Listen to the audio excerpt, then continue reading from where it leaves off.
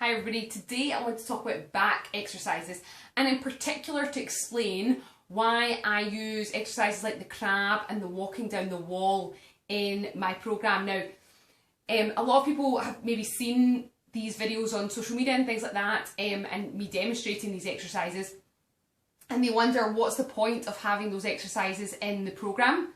They seem really difficult. They seem probably to a lot of people, especially at the beginning, too advanced, and they kind of think that seems like a pointless exercise to do.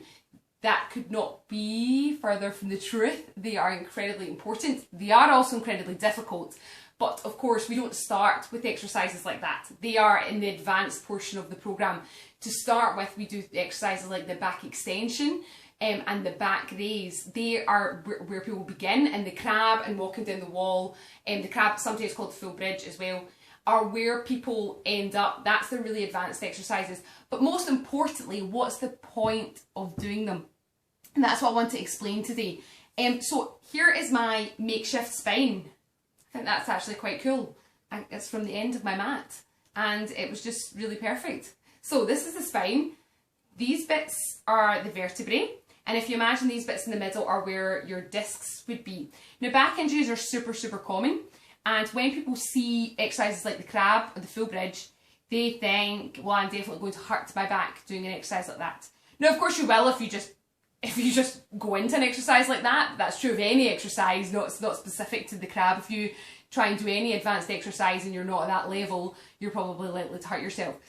But people get really worried when they see the spine bending. And the ironic thing is, the spine is meant to bend. The spine is meant to be really flexible, like this piece of mat. It's meant to be really flexible. And the reason it's meant to be so flexible, to go in all different directions, is so that when you have any impact on the spine, it can move and absorb some of that impact.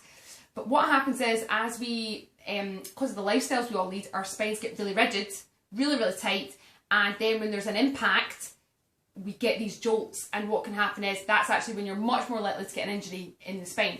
So we want the spine to be really flexible, which is why we introduce lots of back exercises to improve the flexibility. As I said, like the back extension is one of the ones we start with, but certainly the crab is a big part of creating that flexibility in the spine, because this is the way you would end up in the crab.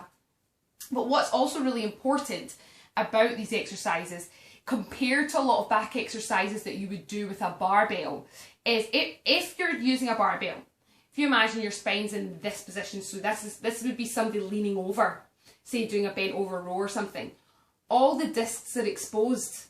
You see how they've opened up? They're all exposed, and again, much more likely for a disc to move in this position, or for you to in some way injure your lower back because you're putting too much strain on it because you're bent over. On the flip side, if you're doing something like a crab, which looks far more dangerous, if you like, if you lean over like this, you'll see all the discs are tight in. They're much less likely to move. So you're actually much less likely to injure your back because none of the discs are exposed. And as we talked about, you're creating this real flexibility in your spine, so you've got lots of so the spine's much more malleable if you are in some sort of impact or it receives some sort of impact, I should say.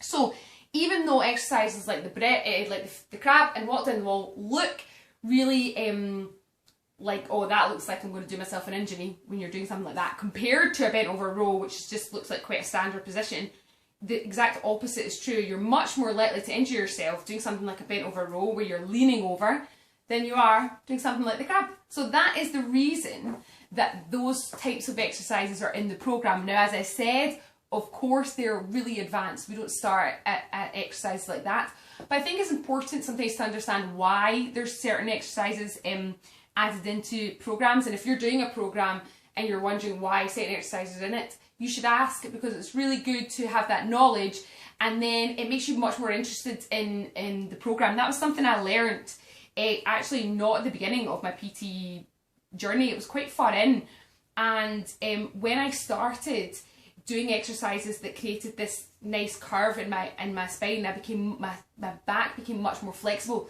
I noticed such a difference, not just in back exercises and in my back strength, but also in all other exercises. I was much more flexible.